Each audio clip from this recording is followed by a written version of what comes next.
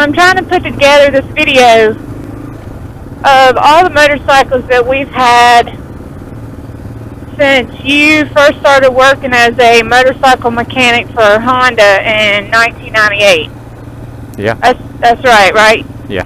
So some of these were left, some of them were, what, trade-ins? Yeah, I got some on trade. A lot of them were just trade-ins, and, you know, when you work at a dealership, the trade-ins you get for what they traded in usually. Yeah. Our first one, I guess, that we actually both started riding street on was that 500cc Honda Magna, right? Yeah. And you remember how much you paid for that one? It was either 500 or 50. I can't remember. One thing going through all those pictures made me realize is, one, how completely blessed we are to be able to have had the opportunity to have so many and to go so many places. But another thing that I realized is how odd and eclectic our taste in motorcycles has been. Yeah. You could go back and like maybe pick one of the ones that we previously had. Which one do you think you would have, which do you regret selling? The first one, there's two actually. The Nighthawk 700s we had, they're CB 700 SCs, Nighthawk S is what it said on the side of them.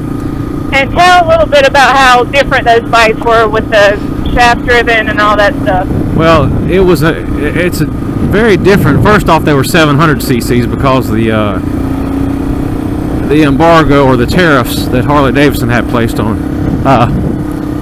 But it was shaft drive. The valves were hydraulic, which meant no valve adjustments. It had a gear position indicator, which is very rare. I had a fuel gauge, which is very rare for an 86 model. And like I said, there was no maintenance because all you had to do was change the oil. It was air cooled, so there was no cooling system. So it was just a very unique motorcycle. It looked really good. Both of ours were really sharp. They looked fairly new.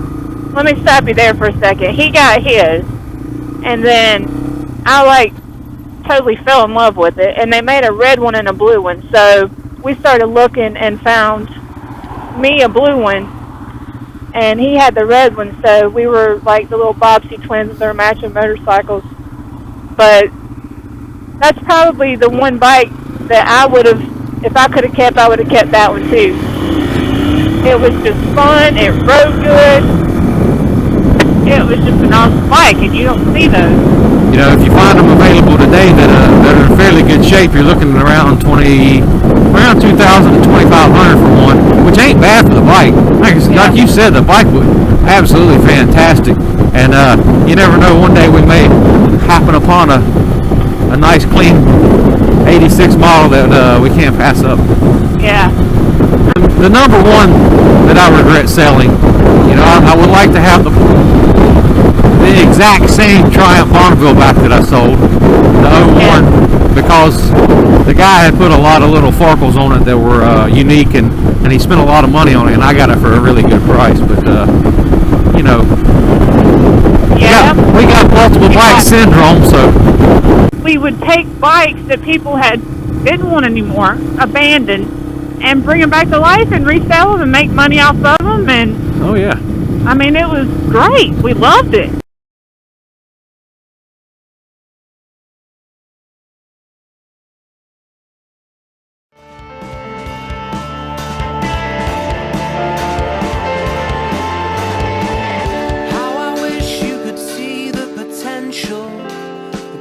Of you and me.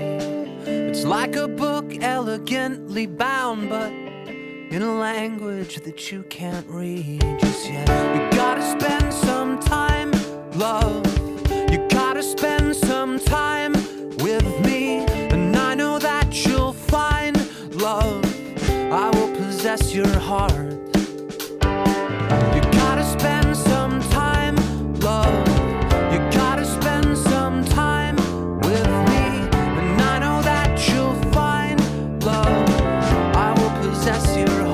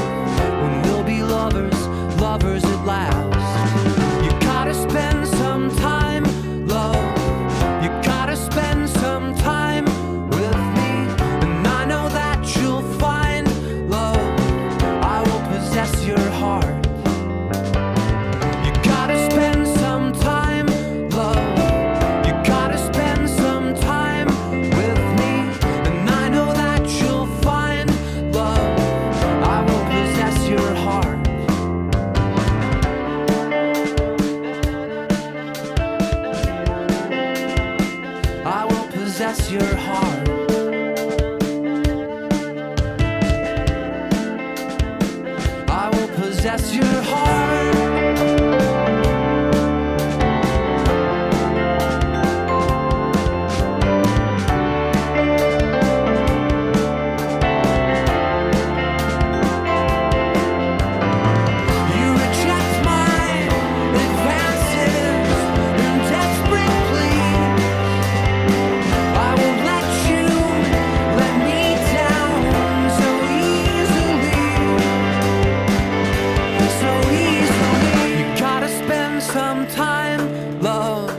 You gotta spend some time with me, and I know that you'll find love.